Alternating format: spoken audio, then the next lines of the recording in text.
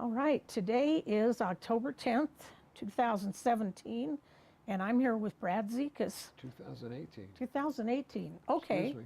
I was close.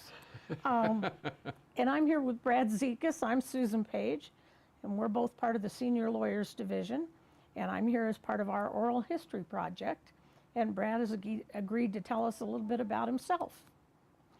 So let's just start with the beginning. What about, where are you from? I was born and raised in a little town called West Haven in Connecticut, just below New Haven, right on the water. And if you've been looking at the weather lately, we've had our share of, the folks back there have had their share of hurricanes and whatever, and plenty of water this summer. Yeah, so how did you end up in New Mexico? I was in the Air Force for 4 years, and I went to French Morocco. I went to Oxford, England, and then they say, where would you like to go before you're discharged? And they said Albuquerque, the land of enchantment. And here I am. So they offered it and you took bit. it. I took All it right. and ran with it. Sounds good. Yes. All right, so what about your childhood or your adolescence sort of influenced your becoming a lawyer or the direction of your life? I was my dad and mom divorced before I was born. Huh. And so I was raised by my mother, who was a nurse, and she was a wonderful woman. And we used to go to the beach during World War II.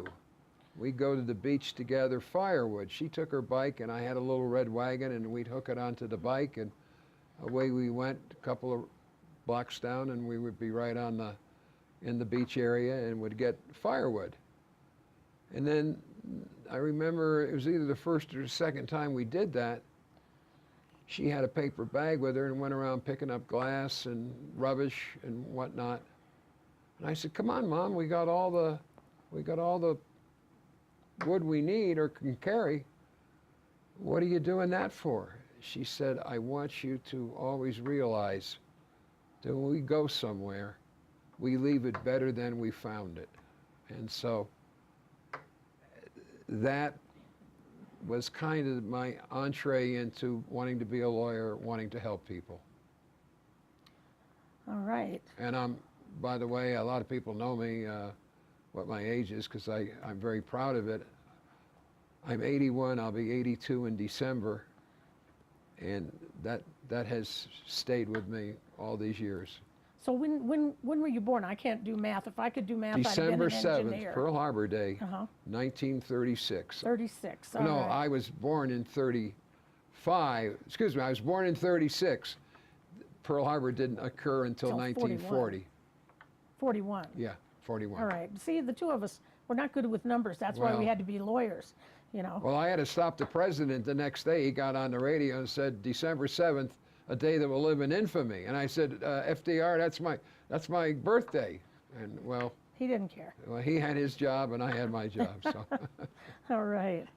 Now, I'm just going to say that every time you hit your ring on that is probably going to be just like when I did that. okay. So, it's, Well, put it in my lap. all right. So then, what about education? Where did you go to school? Doesn't sound like you had money to do anything too much growing up. Well, this is also a wonderful story. When I was 17, I used to do iron work, aerial iron work in Connecticut with two other of my pals that I grew up with. And the year that I graduated from high school, which was 1954, there just wasn't any work anywhere. And so I told my mom I wanted to go in the service. And I was 17, so she had to sign for me. She wouldn't sign for me in the Marine Corps or the Army, but she would sign for me for the Air Force or the Navy. And we kind of got used to the Navy back in Connecticut, so I said, I want to go to the Air Force. Fortunately, the Korean War the fighting was over, but it was still going on. They hadn't made any progress with settling things. So I was entitled to Public Law 550, which was the GI Bill. So when I got out of my 4 years in the Air Force, I immediately, and I was living here in New Mexico at the time, got my GI Bill going, and it paid for all of my undergraduate work and about the first year of my law school. And were you knowing did you know when you first got out of the service that you wanted to go to law school, or did you? I think it was in the back of my mind to some degree, but I wasn't committed until I had a couple of years of undergraduate work under my belt. And what did you get your undergraduate degree in? Well, I was history mostly, and especially Russian history. There was a wonderful professor here at UNM at the time, and he said he'd like to get me a chance to go to work for the government in some capacity, and that's always kind of iffy. So I said, no, I've decided to go to law school, and ultimately that's what I did. I also played football in college, and Don Perkins was a senior when I was a baby junior, and I used to chase him around the field with two of his people trying to block me all the time, and it was a lot of fun. All right, so you were a defensive player, a tackle? No, I was a defensive end. A defensive end. Yeah. Well, I was close. Yeah. For a woman who doesn't understand No, sports very very much. good, very What was good. your number? Oh, golly, I think 47 or 48. Oh, okay. Hasn't actually been retired by the Lobos. No, it fell into disrepute because the coach that was here took the job after 1 year or 2 years at the University of Berkeley in California. I was the only one on the team that could pass the entrance exam to get into Berkeley, even with the help of football. And so I went out there with him. My then wife, that I came back to marry, got pregnant, or we got pregnant, and I decided to get a good job during the day and go to school nights at San Francisco State. And ultimately we came back to New Mexico, and I finished up my undergraduate work here. That's life. Life is what happens when you're busy making other plans. Huh? Well, it sure does. Yep. All right, so you got married at some point, it sounds like. Yep. To somebody local? Yes, it was a lovely local girl, and we got married. All right. And so then, well, you mentioned your Russian history professor. Yes. And the coach. Was there anybody else in sort of educational people that sort of influenced your choices in life at that point in your life in your undergraduate years, and, or even earlier than that, back in high school or anything like that?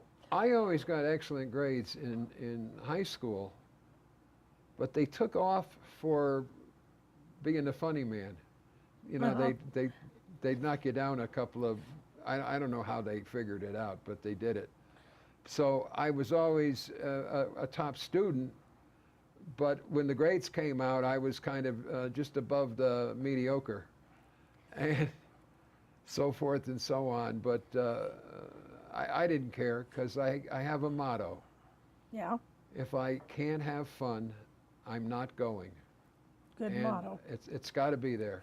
Yeah. And like 1 year, I put the coach's pants up on the flagpole, and he got really mad at me for doing that, and so forth and so on.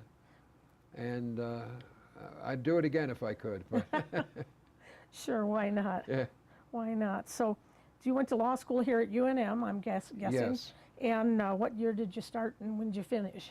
I started in 1963, because our That'd be class. 1963. Excuse me, 1963. We're just not doing good with numbers today. I You or know me, it. either one.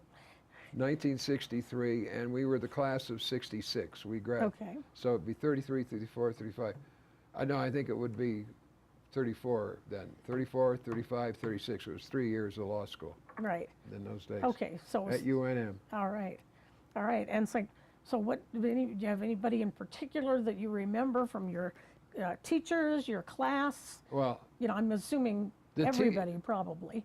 we were the first class that teachers came forward and try to help the students make it. But As opposed to, the people before, and even some of our guys, they cut the numbers in half. We started 120 something, and only like 19 of us finished. ooh, And so we were a very tight group, the ones that did finish, and all of them are my friends. was it all a Socratic method where they just stay back and ask you stuff out of the cases? Well, not necessarily. A lot of it was based on writing and so forth. But I never was in awe of them per se. They all seemed to be helpful and wanted to see us succeed. But obviously, with the figures that I just gave you, a lot of my class went to Wyoming or Oklahoma or somewhere else, passed their law school, and then came back here and practiced law Okay, in so those days too. they just kind of got drummed out of UNM and then came back. Yeah, I don't know what the method was, but Yeah. I knew the method. But I didn't know the motive. Yeah, that is kind of strange.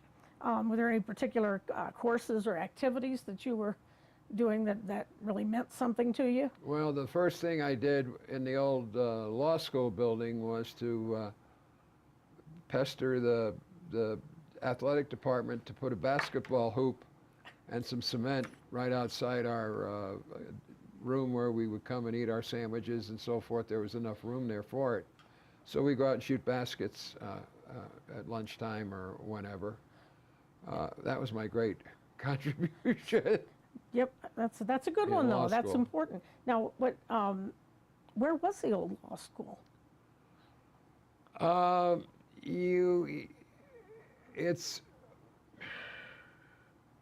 It's over there, but it's a big new building where it used to be, and I can't. Can't place it Yeah, and anymore. Yeah, the big parking lot we had is gone, yeah. and it's on.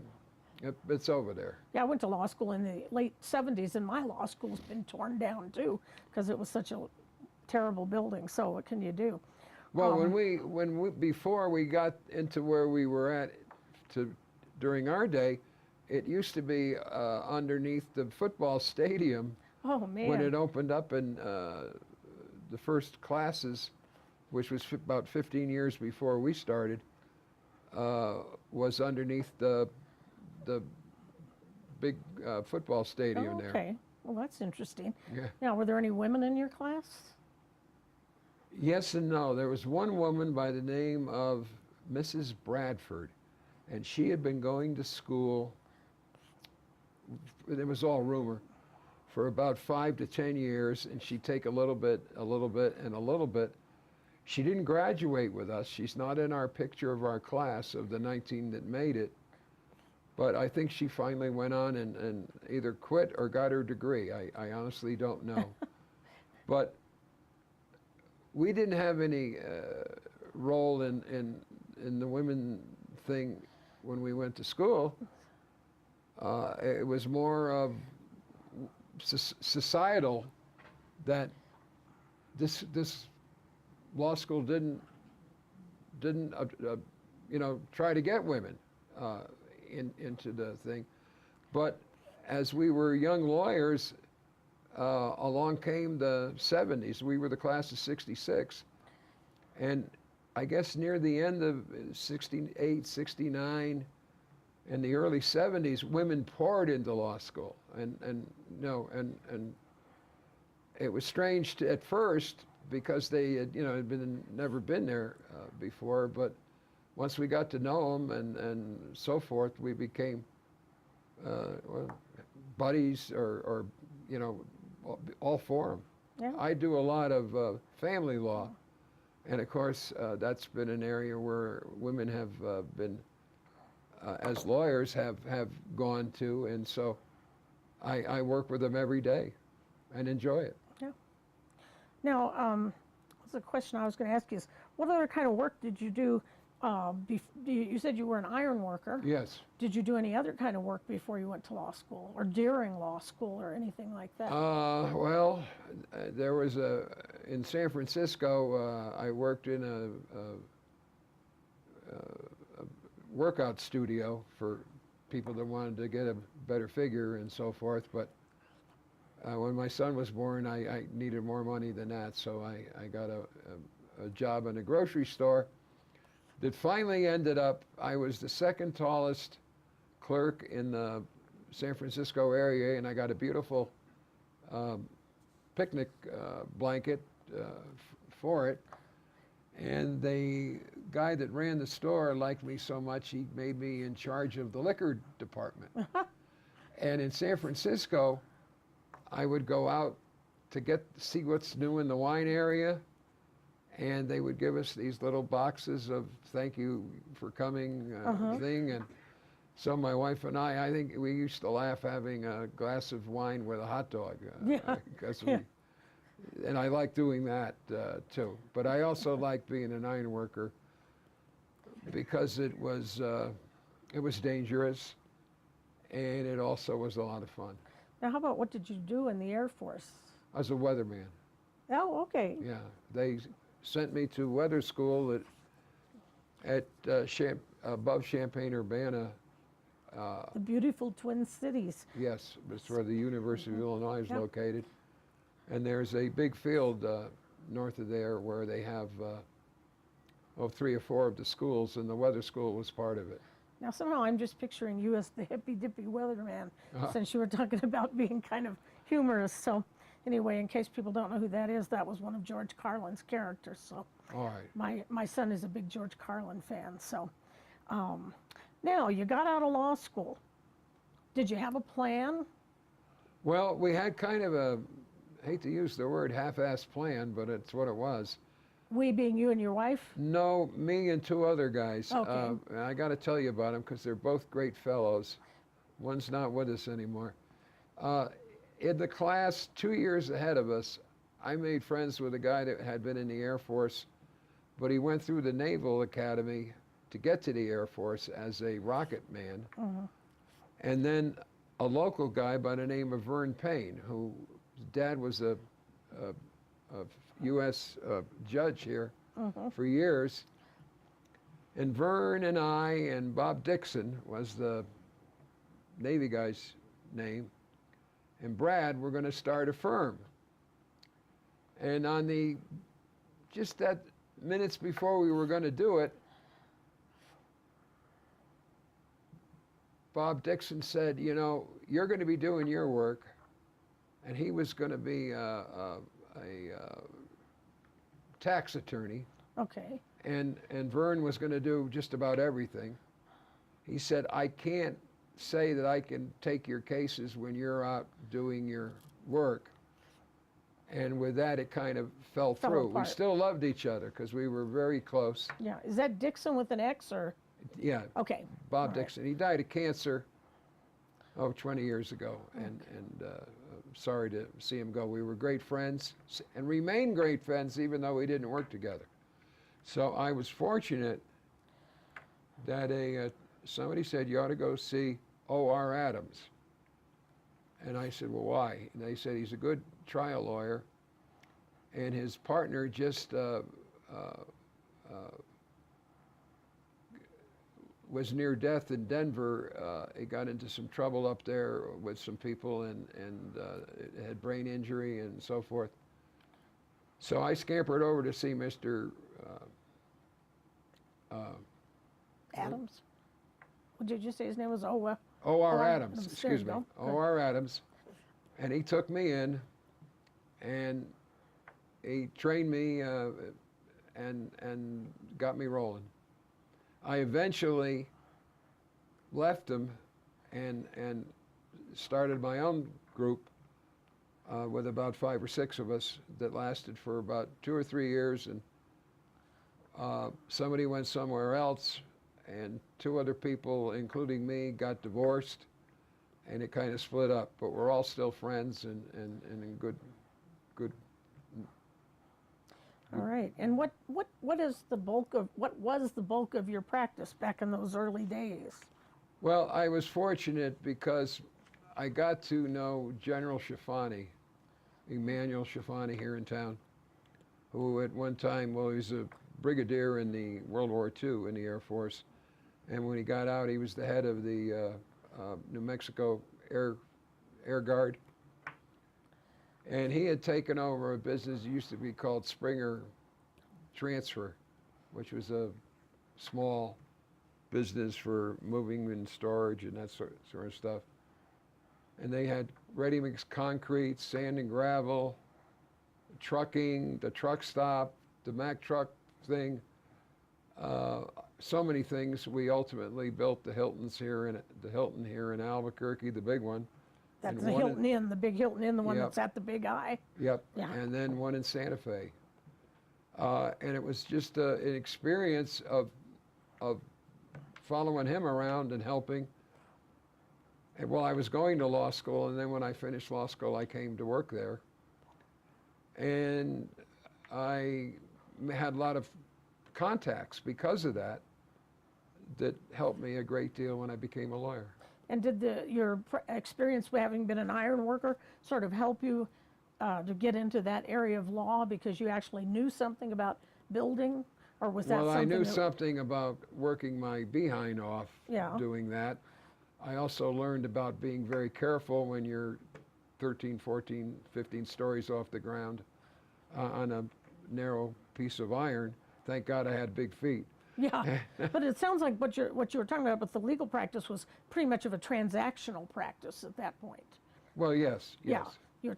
you weren't going to court over things. You were drafting things up and doing them in the way that you wouldn't end up going Well, to court. that was the beginning of it, but Right. ultimately I was in court defending those schemes a lot. Yeah, yeah. Successfully. I hope so. Yeah, I hope so. yeah. Are there any particular cases that stand out in particular? Well, I got a funny one. Well, everything is funny, but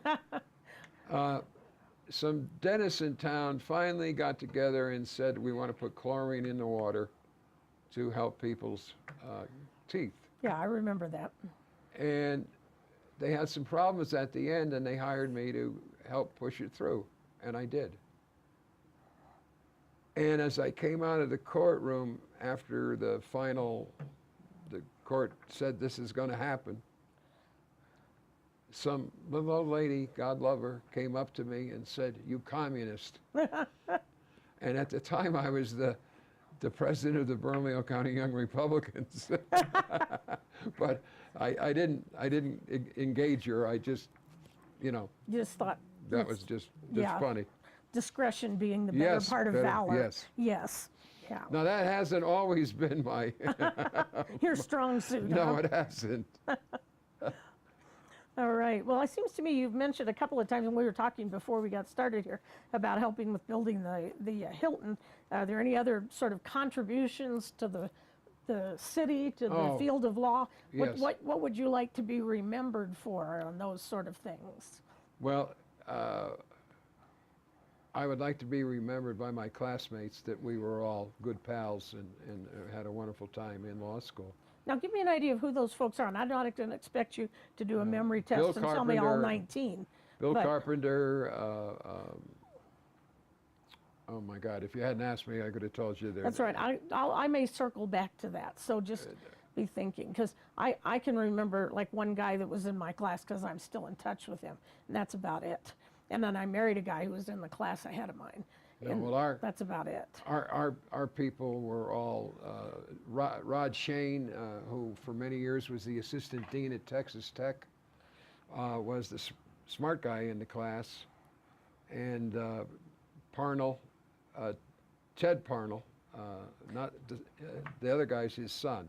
Bill's his son, or Well, the one that says, Bert, Call Bert. yeah, Okay, that's Ted's son. Okay.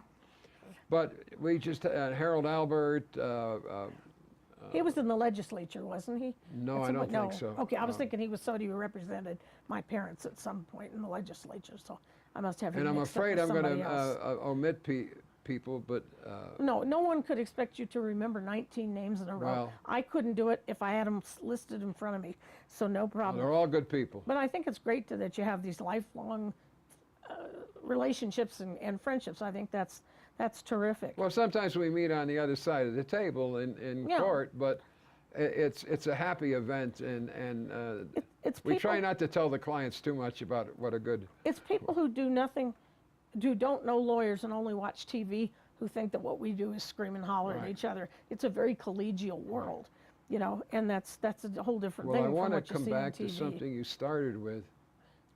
It goes back to the little boy with the mother on the picking up the driftwood, Mm-hmm. and about making the property Better. better than we found it. I tried to help there. I was I was the president of the Albuquerque Bar Association, and during that period, we set up a deal where we were going to have a big dinner with all the CPAs in town. And it went over fairly good. They never came back and asked us to do one Again, that they put up. yeah. But we didn't steal their wallets or Yeah. whatever. And Yeah. we had a good time. And it went over well. And so we tried it again with the doctors, and they wouldn't go for the big deal. They said, you come to one of our dealies, one of our meetings, and then we'll go to supper with you or have supper brought in or whatnot. And that was so-so. Yeah. But what is important, for instance, that one of the fellows that I worked with on that situation, we established the graduate program, not graduate, but when you graduate from school, you have a group of people that now are the alumni. alumni. And we established an alumni for the law school. Uh-huh. And it's grown and grown and grown and grown, and it now creates a lot of good money for scholarships for the law school, and we do anything we can to help always. And that, I feel, has been extremely important. By the way, the man that helped me originally and share the load with the CPAs was Bill Sneed. Mm-hmm. And a very fine trial lawyer. He's retired now, I believe, but he was the one that helped out, and without him, it couldn't have been done. So were any of these 19 men that you graduated with become judges? Oh, if I say no, there's probably one there somewhere. You can always use the standard answer, not that I recall. And that's what I'm going to say. I don't think they were. Yeah. That we would have made great judges. Yeah, yeah. Well, we would have all made great judges, but, didn't happen. All right. Were there any particular judges that you practiced in front of that you have I wouldn't want to say a funny story, but an golly. amusing anecdote or something you'd like to share? I have treated all the judges, despite if I can't have fun, I'm not going. When you get to court, you have to have a certain amount of decorum on you. But there have been times when I've made almost all the judges laugh. And sometimes it's helped, and then other times it apparently didn't help. But it just, I treated them with respect. I didn't pound on the table when I didn't get my way or this or that. I felt, I mean this sincerely to all the judges out there, I always got a fair hearing. And did you practice outside of Albuquerque as well as inside? Well, yes and no. I did a lot of work up at the State Corporation Commission because of the trucking stuff that I had a background in from Springer. And I've gone to the east side. I was down at Las Lunas this morning at a hearing. Do a lot of Rio Rancho or Sandoval County work. but mostly Albuquerque and the surroundings. All right. When you say the east side, did you ever end up in Hobbs? No, no, I'm talking the east side, Tijeras out The here. East Mountains. Yes, Okay. East Mountains. Okay. I started my career in Hobbs, so don't talk about things you haven't had I to don't do. know anything about Well, that be at glad. all. Be glad. It's a trip. It really was a trip when I went down there. But it's a good place for a good, discreet, out-of-town tryout. All right. Now, what would you like to tell me about your? Well, let me ask you this though. I'm going to get personal here, but by steps. All right. What part of town do you live in? And I don't mean tell me the exact address, but general cross streets, neighborhood, Well, for about and why? Why do you live in that part of town? 30 years, my wife and I have lived up in the Wyoming Academy area, and we love it. We love it. The golf course is, we don't face the golf course or the back door on the golf course. We're on the other side of the street that looks at the golf course. Mm-hmm. And we just love it. Great neighbors, great fun, good schools. We've been very blessed.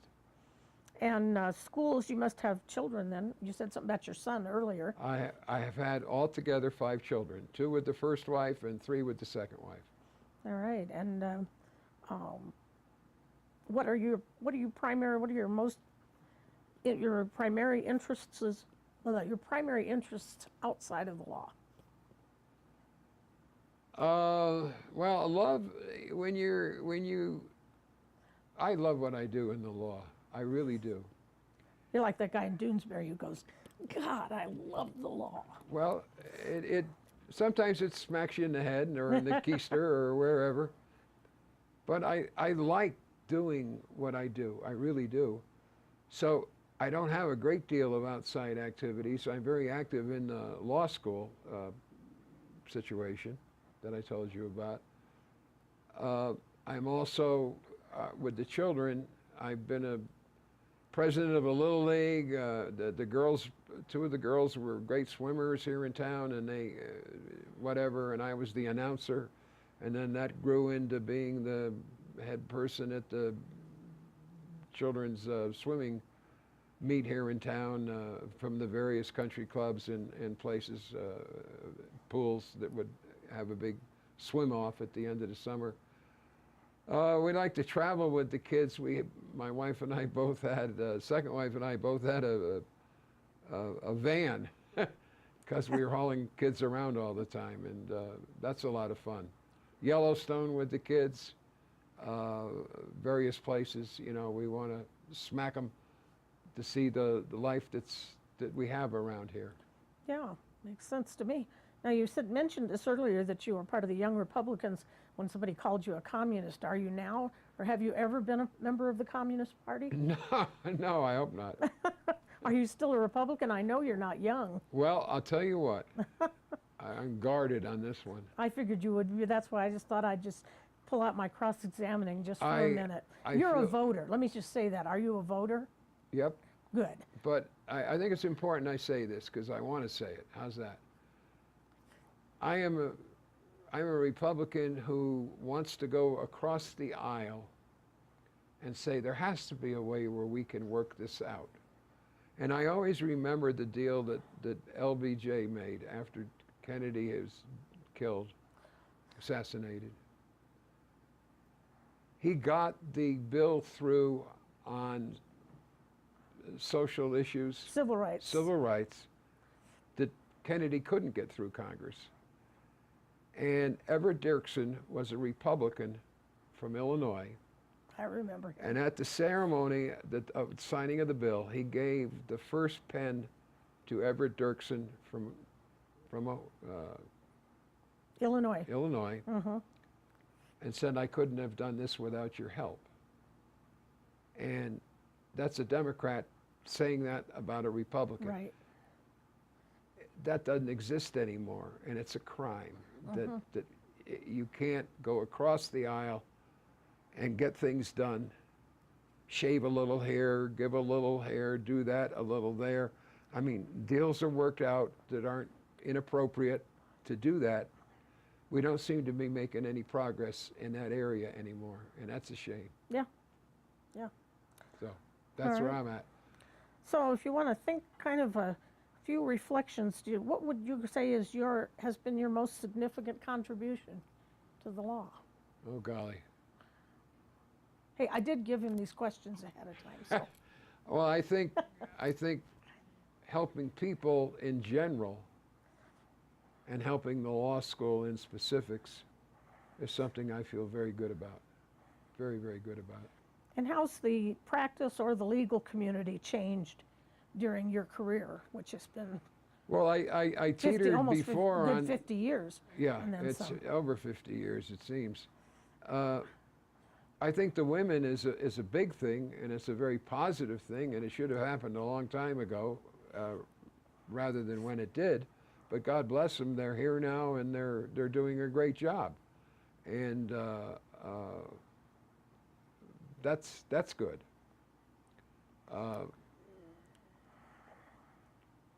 So hopefully that answers the question. All right. And what do you have any words of wisdom to young lawyers? Sounds like you will, because you spend time with law students and the lawyers there.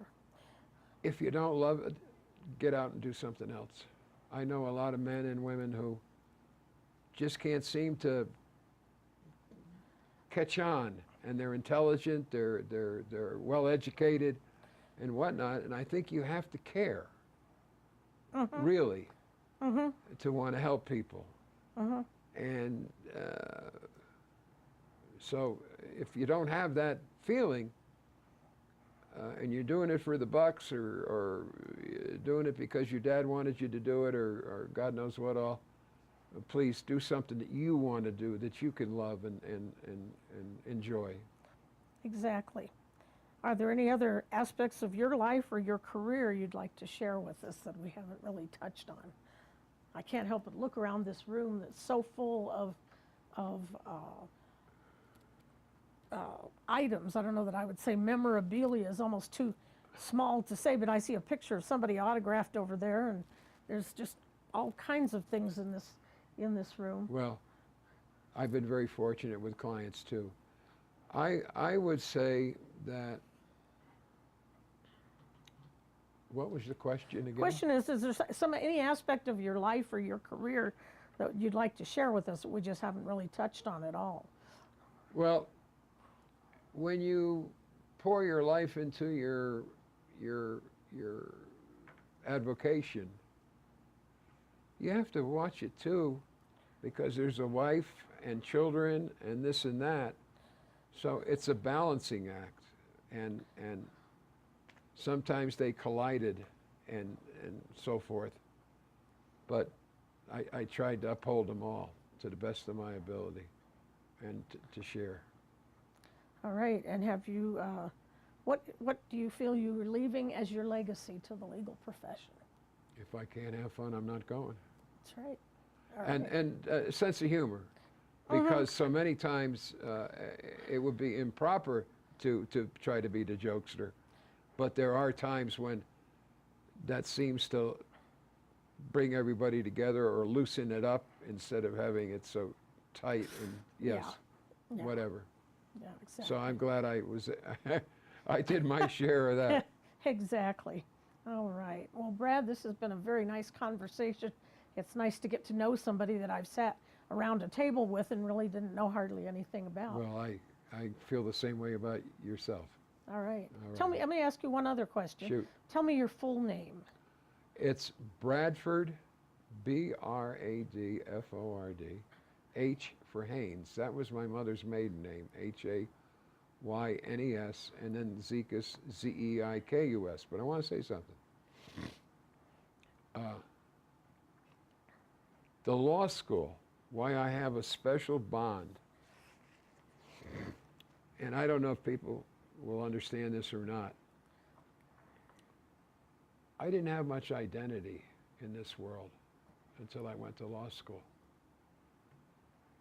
I did it, I think, in some ways I knew it would make my mother very proud. I always tended to help people who were on the lower side of the income tax situation. And spokesman for him to try to get the word out of what was going on. It gave me an identity, and I'm so grateful for that. So grateful. And what's the background of Zeikus? Is that German or Dutch or? I heard from somebody sometime that it was Lithuanian.